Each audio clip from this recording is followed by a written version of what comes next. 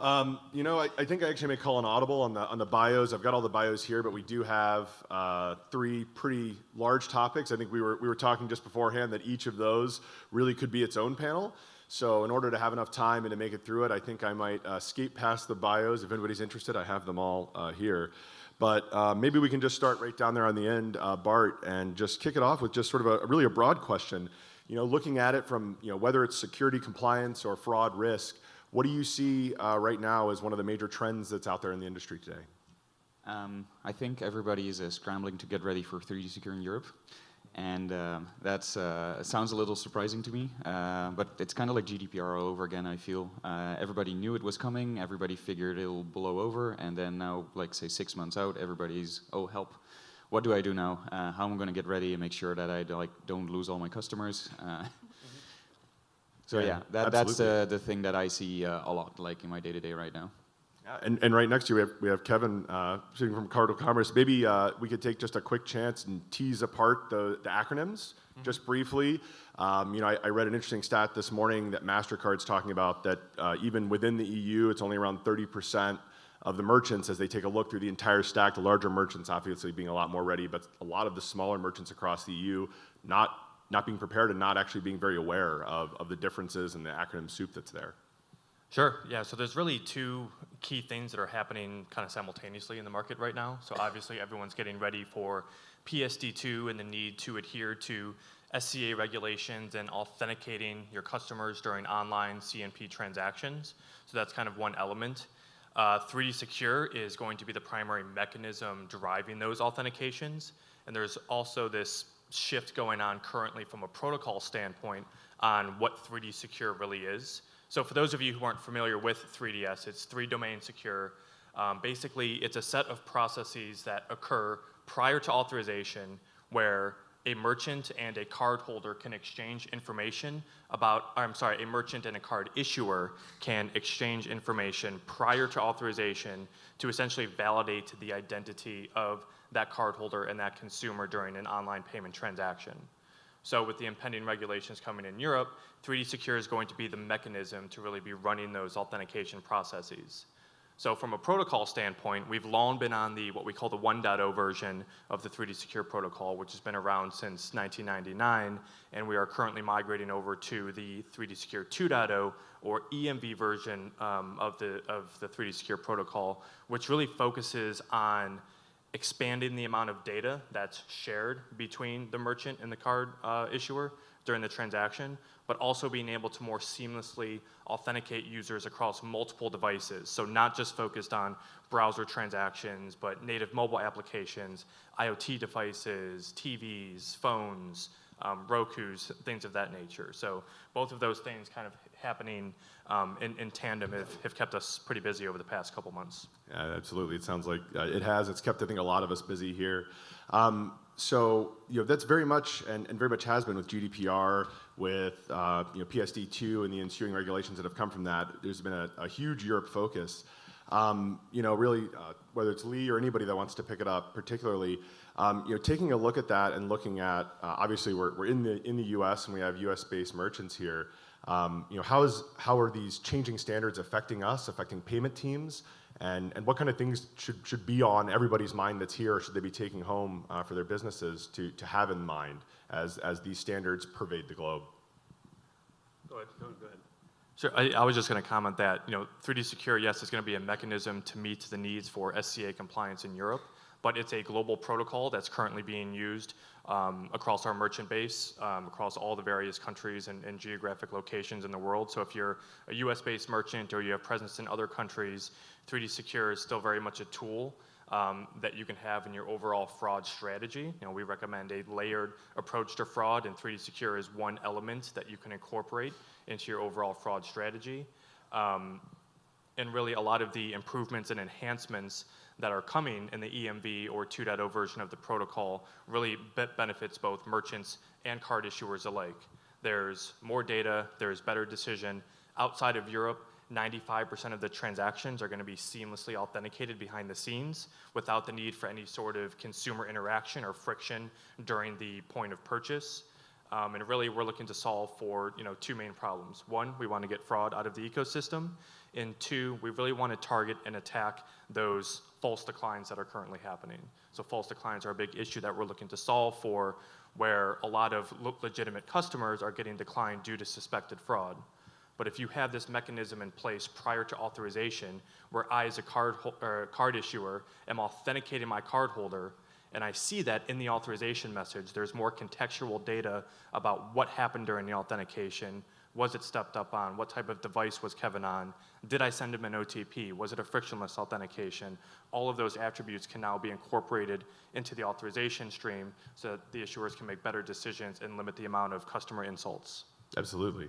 So, Lee, as we're taking a look at this going forward, there's obviously the positive sides and the benefits you were talking about to complying with this fraud solution that's 3DS2O, regardless of being mandated to, forced to, encouraged to. What are we seeing U.S.-based these days that's impacting that as well, that might be of interest? Yeah, sure. So knowing that I'm a stone's throw from Duke in North Carolina, I'm going to start this out with a wahoo wah. Hopefully there's some other Virginia fans in here.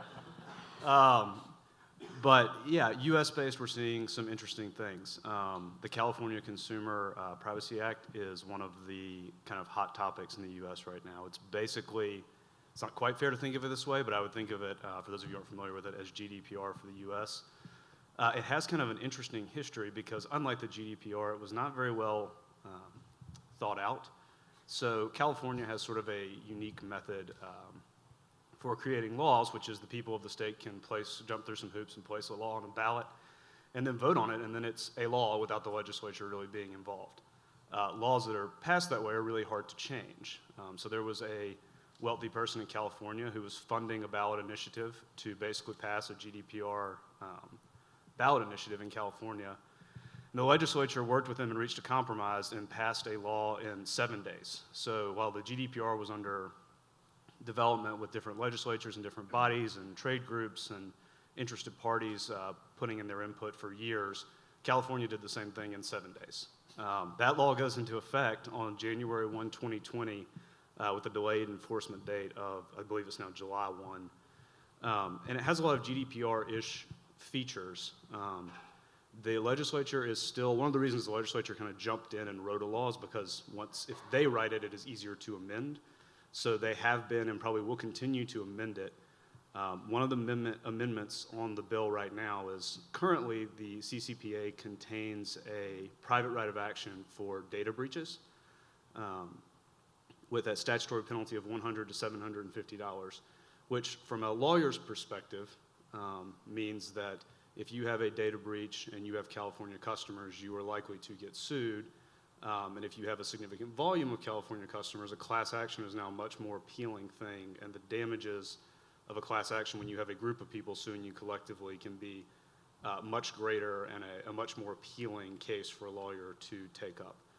Recently, just a couple months ago, the Senate in California introduced a bill that would expand that private right of action beyond just data breaches to violation of the entire law, essentially. That means that if you fail to properly notify a customer what data you have of theirs, you fail to properly delete their data when requested, those people will actually have the right to sue your company. So this is a really big thing in the U.S. that is coming fast and frankly was not very well thought out on the front end. So it's kind of a constantly evolving thing, but it's coming quickly. And for those of you who are thinking, why am I talking about California? My company is not a California company. The law applies pretty broadly. If you do business in California, which is not very well defined right now, but you should assume if you interact with Californians, you do business in California, and have 25 million in revenue total across your company, collect data on more than 50,000 California users, or more than 50% of your revenue is generated by the sale of data, you are subject to this with respect to your Californians. So California is, to a large degree, functionally making a nationwide GDPR for the U.S. right now. Thank you. Brent, if I can add to that, I think in terms of the actual impact of some of these things on merchants here in the U.S., I think 3DS to a large degree, you get an API from Cardinal or Shopify or someone, and you take care of it that way. So the impact that you experience from an implementation perspective is probably less, But as soon as you start talking about GDPR, you need to worry about, what does data portability mean to me, right? What is data transparency?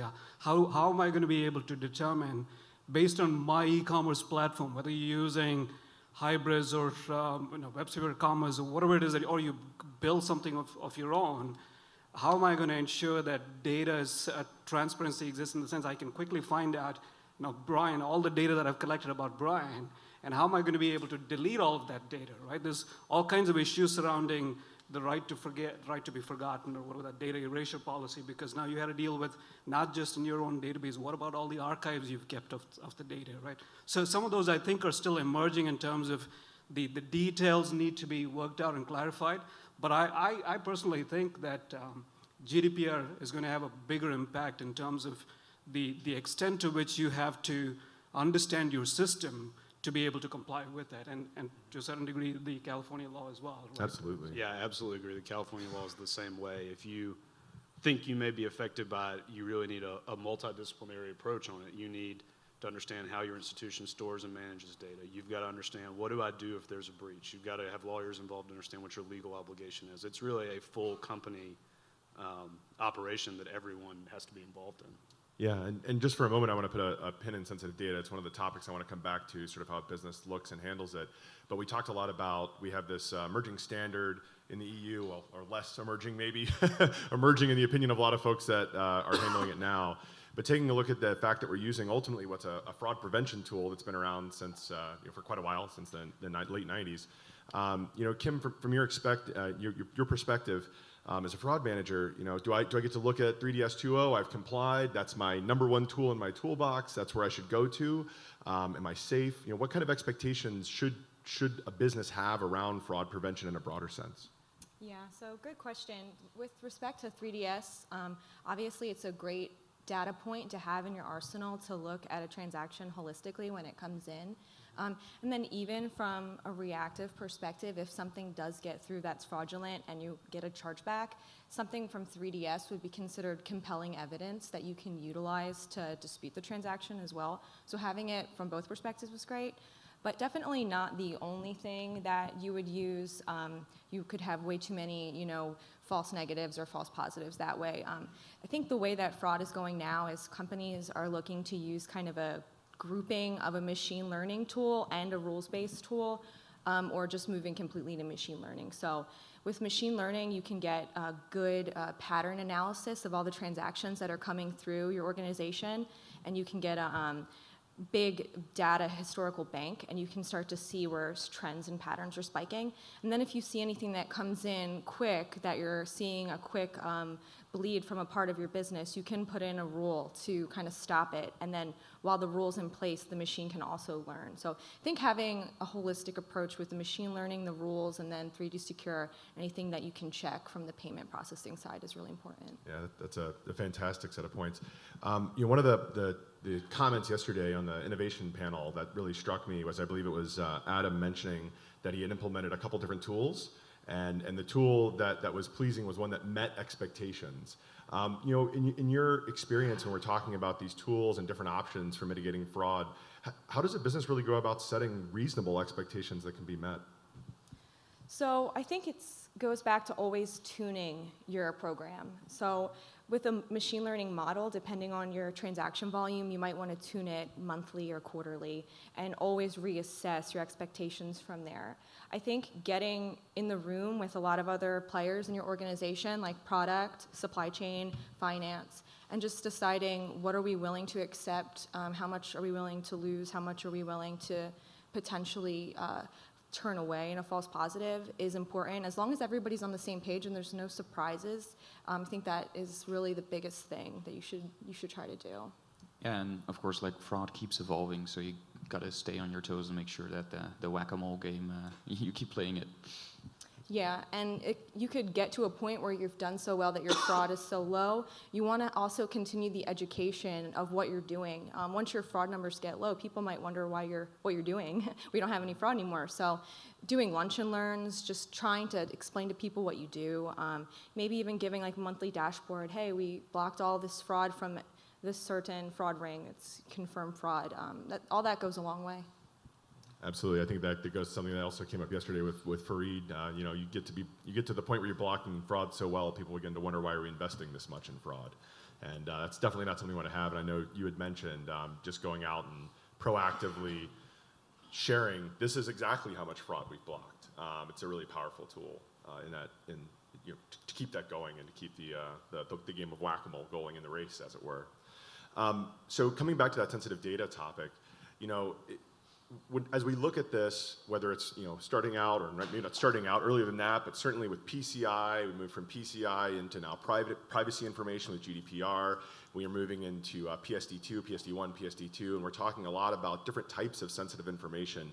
In any of your experiences, how can we really start thinking about this holistically? Is there any way at this point for anyone in our area and payments area to get out ahead of this in any functional way and start thinking about sensitive data holistically, the storage, the concept of how I can have this, how I can redact it, anything from a systems to a business process perspective? Yeah, I think one key thing would just be understanding how all of the various providers that you're working with are handling these types of situations. We talked about 3D Secure and the new EMV rails and all of this enhanced data that can be exchanged. It's important to understand when you're selecting a provider for those services, what are their data retention policies? If they're running JavaScript, what are they collecting that's maybe outside of the protocols or they may be using for their own analyses and whatnot. So it's important to understand kind of how the various providers are handling your data on your behalf and that you're in tune with how it's benefiting you. I also want to add that I think about 10 years ago, data governance was a hot topic and across multiple industries, and it kind of slowly started to die off. You didn't hear as much conversation about it, discussion about it. But I think some of the best practices that came out of that whole mindset of data governance, data lineage, data provenance, things along those lines, data profiling, regardless of your size, I think you need to start thinking about, how am I going to tackle this, right?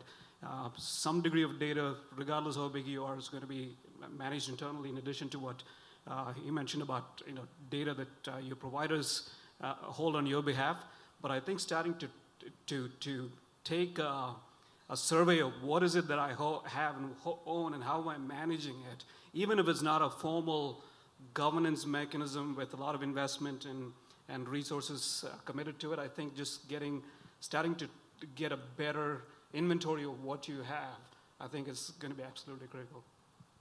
Yeah, and then from there on, if I look at how it happened internally at Shopify, we have a whole bunch of tooling around that to make sure that whatever we build, that deletion and protection and data scrubbing is built at the core. If I open a pull request on the main Shopify application, adding a new table in a migration, a bot will detect that, automatically open an issue in our privacy repo for somebody from the data privacy team to review, being okay, what kind of data is going in here, and what if when that data is extracted to the data warehouse, that these sensitive columns get scrubbed, all that stuff. So it just makes it very easy that no matter where during the development lifecycle, it is not an optional box that might be forgotten or swept under the rug if it's slightly inconvenient.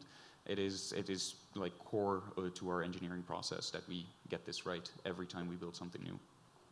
Absolutely. Did you have something?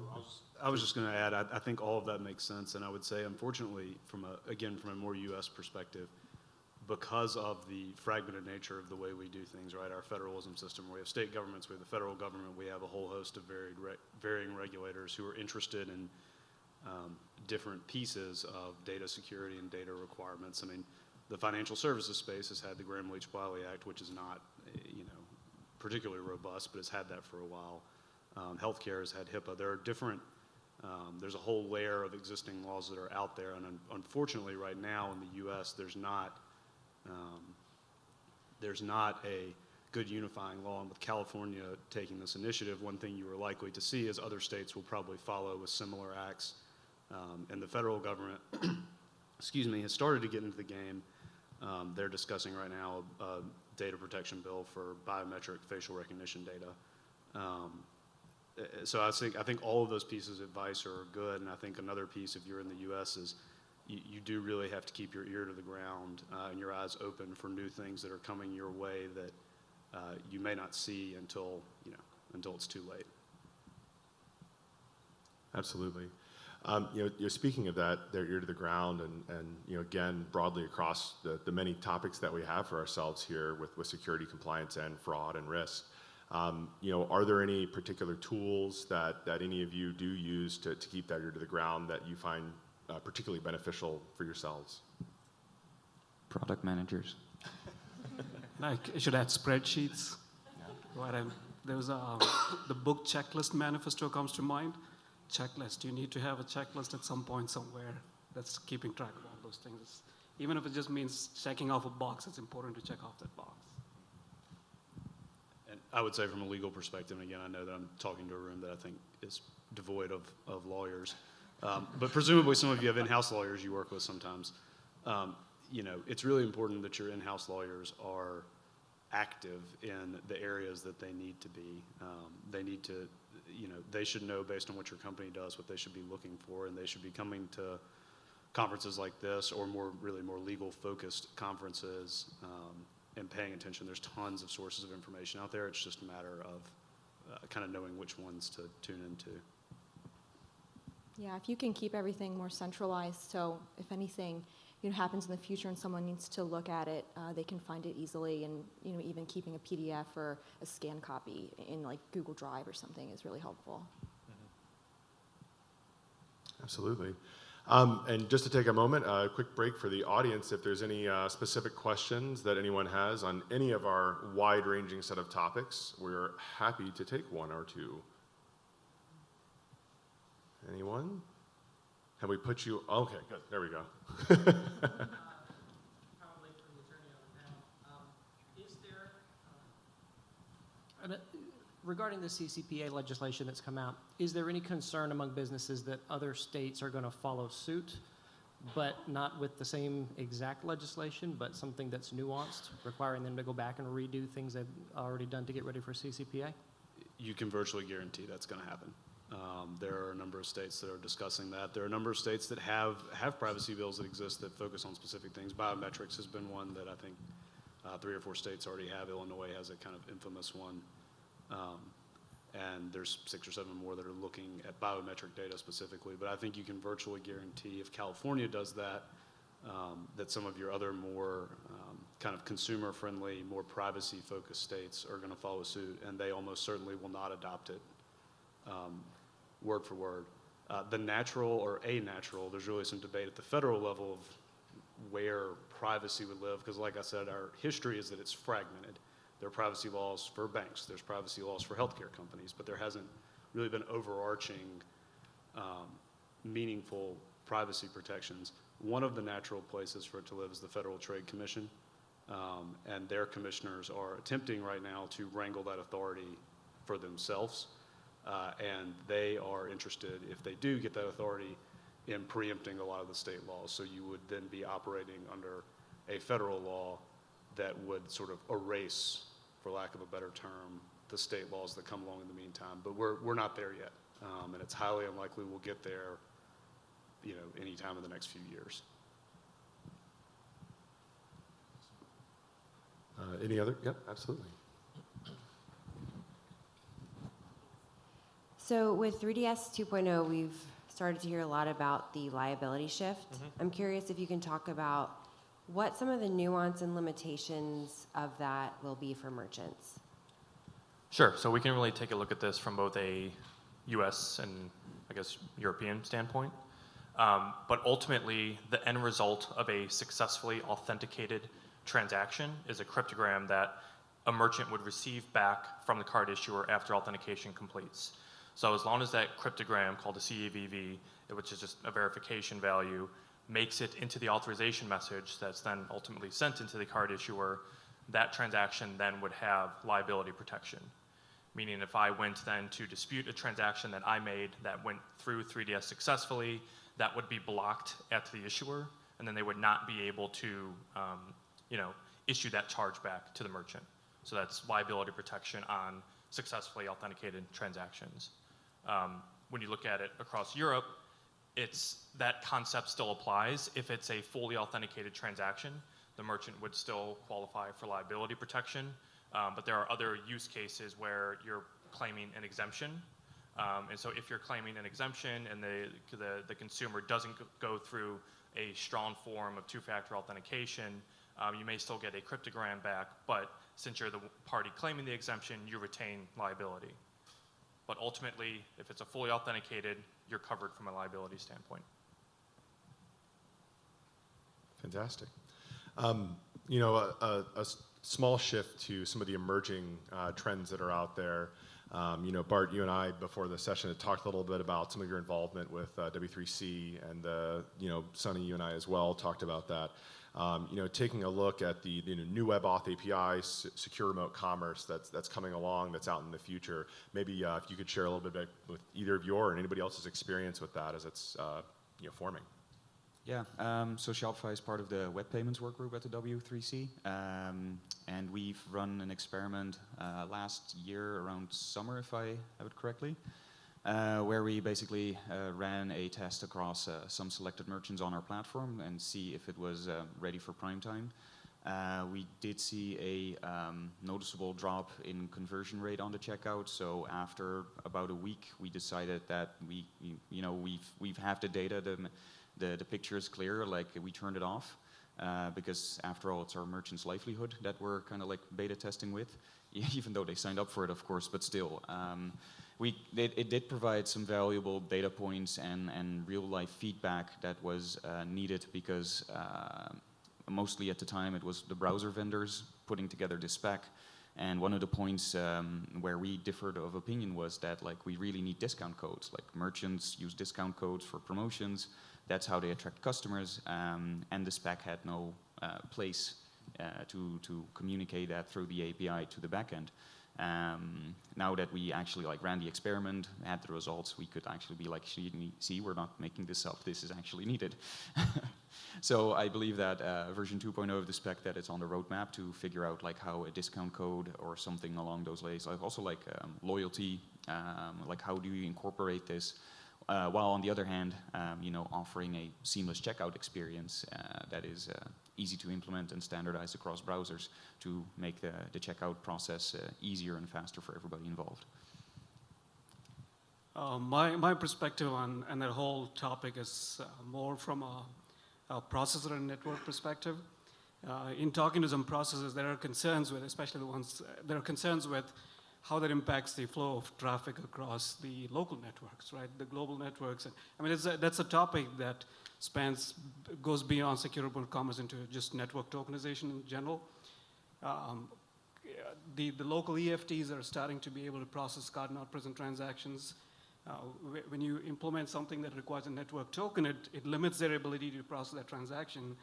And generally, they're less expensive than the global networks. And so large merchants, there is a real dollar impact to doing some of those things. So I think some of those details have to be worked out, right, before it gains wide adoption. I think it's a very interesting concept, but I think there's some degree of, not necessarily pushback, but starting to question, how is it going to affect me? Is it going to cause a reduction in the total fee that I'm paying for the transaction? Or is it going to limit my ability to go to pick and choose the network that I route my transaction across, right? So those are some of the aspects that make it interesting. Absolutely. Thank you so much. So, you know, sticking on the concept of emerging standards, you know, taking a look from a fraud perspective, you know, what do you see changing right now from a fraud perspective? Taking a quick look maybe into the last year or two of fraud, and then what is nascently changing you're seeing from your position? So we're seeing a lot of trending towards mobile fraud now, which I think payments is as well. You know, a lot of transactions are happening on your mobile device, so we're seeing an uptick in fraud being perpetuated on the mobile device. So a good way to kind of get ahead of that in your fraud tool, if you have device fingerprinting, is to pay close mind to transactions that may be coming into the mobile more than you were before, and kind of looking for trends within browser layers, cookies on the phone, you know, what type of browser they're using, and all things like that are really important right now. I think, and this is a problem that is like larger than just the payment space, but username and passwords just in general, terrible. And like two-factor authentication is becoming more normal. Even like non-technical people, like my mom is always my favorite example of being like, hey, I should really I should really start using a password manager because she got like a notification on her Gmail that somebody tried to log in from China. And I explained to her like database breaches, how they work, and she's like, oh yeah, and now it became really close to home all of a sudden instead of just this theoretical problem. And you've seen that too with like other data breaches from like big credit rating agencies. It's that's worrisome, but fortunately, and that is something of a bit of a pet project that I work on in my spare time, is the web authentication standard from the W3C, which will basically has the potential of making usernames and passwords obsolete by using public key cryptography, which we all learned from yesterday during Adam's talk. That's right. But basically you can log in with a USB fob or with your phone. The same chips that securely store your credit card data can also generate a key pair that then can be used with a website to securely log in. I'm very excited to hopefully in like the next 10 to 20 years, hopefully see an end to the problem of password reuse and then getting your whole digital life breached. Absolutely. Yep, and just to kind of touch on both of those topics from a 3D Secure standpoint, those are definitely trends that we've been noticing as well, and really some of the key things that the updated protocols are looking to solve for. So on the mobile aspect, when you look at 3D Secure 1.0, it's a very browser-based solution. That's what the specs were designed to support. There wasn't any concept of mobile commerce in '99 when these things were first created. So 2.0 really takes that into account. And there are mobile SDKs that can be embedded into the native applications to allow the facilitation and exchange of that necessary data to perform authentication on those devices.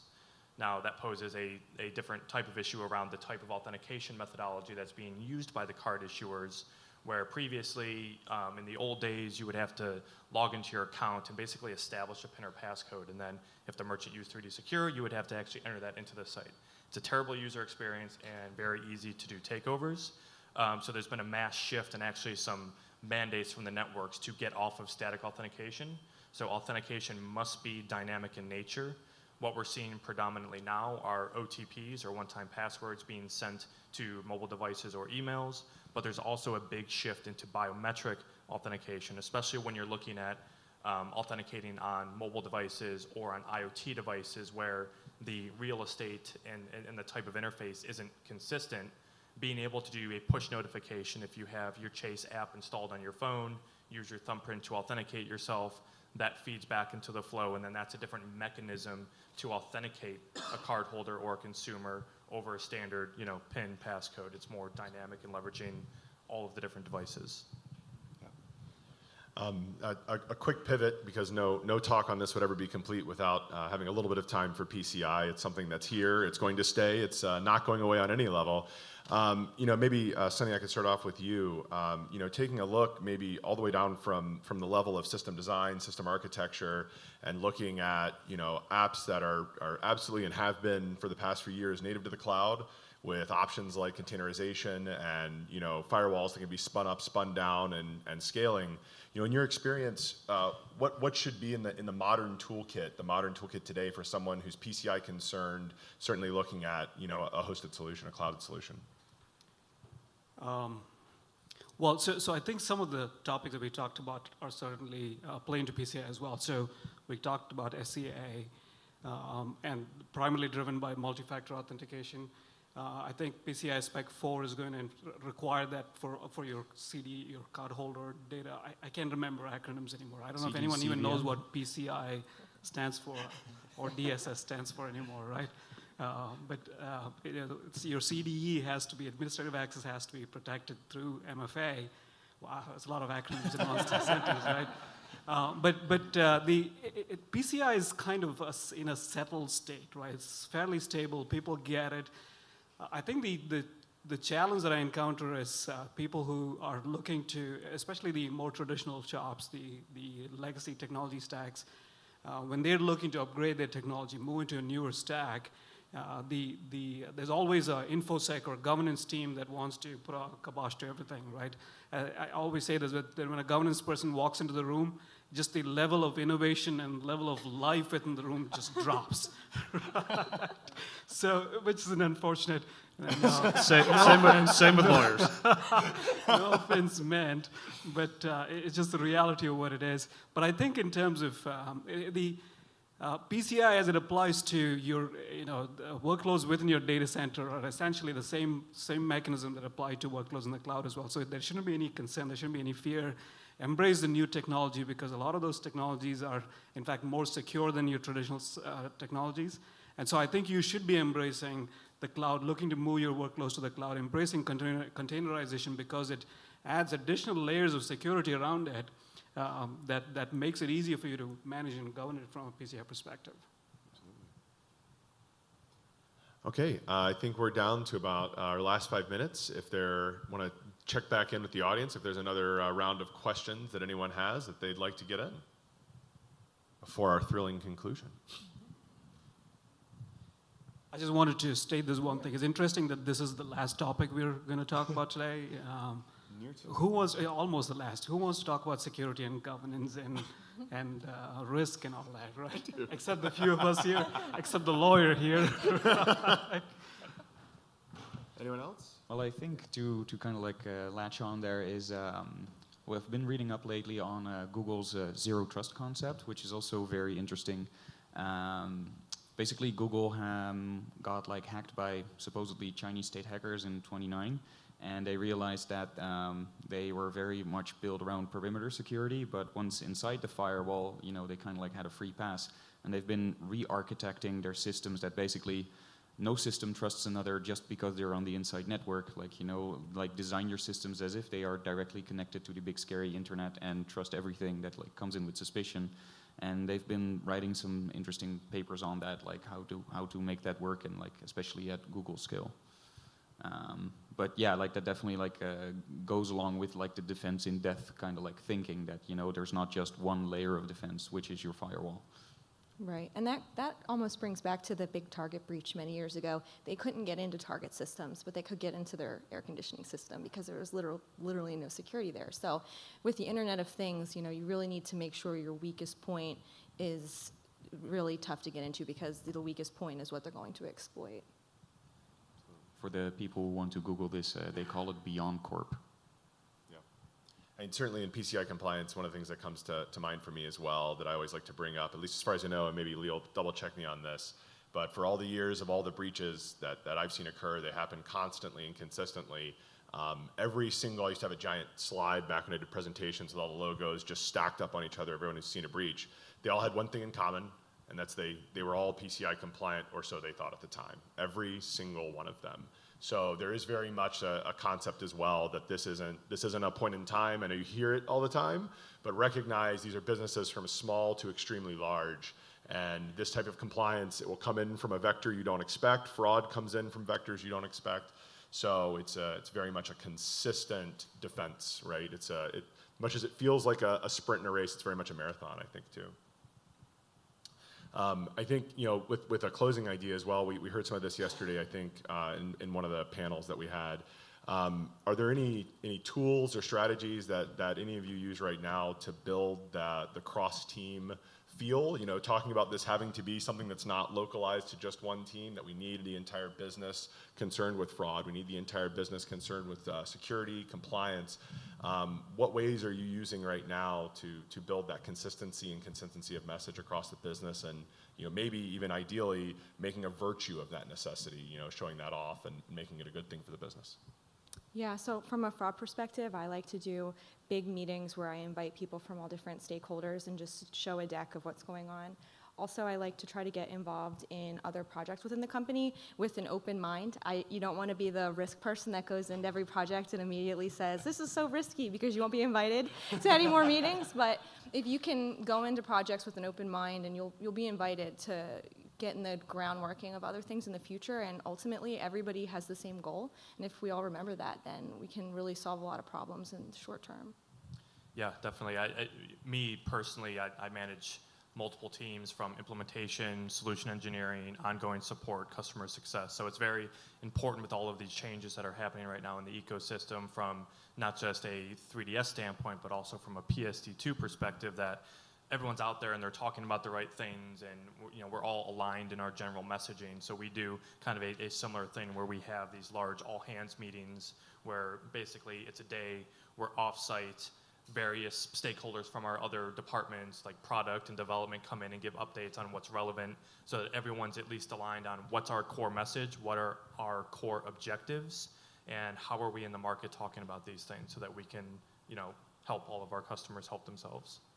And I think I would echo what both of my co-panelists up here have said, and that I have a little bit of a unique perspective in that I'm never internal to a company. I'm always coming in from the outside. But the companies that struggle with this stuff, it really is about communication. So often a product gets so far down the line, or a process gets so far down the line, and then someone brings in a risk person or a lawyer who says, well, did you think about these 700 things? It's way better to have them do that at the beginning so that you can incorporate it as you go than have them come in at the end and either squash it or make you go back and redo a bunch of stuff. So I would definitely echo that from an outsider's perspective, the successful companies really do a good job having those things in mind at the front end of a process. And I think you want to make sure that you're communicating a couple things. One is that this is real, it's got to be taken care of, right? But we're here to help you. We don't want to be the ones that is bringing these 700 topics, now you take care of it kind of a mindset. And we don't want to be killing innovation, right? We want to be coming on board and helping you with your innovation. We just want to make sure that this is incorporated into that brilliant idea that you just came up with, or brilliant product that you just came up with. We want to make that successful, but we also want to make sure it's safe and secure and compliant. Absolutely. Thank you so much. And we are run out of time in this awesome topic. So thank you very, very much to our panelists. We very much appreciate it. And please join and tackle any of us during the next break to discuss any other burning questions you have. Thank you.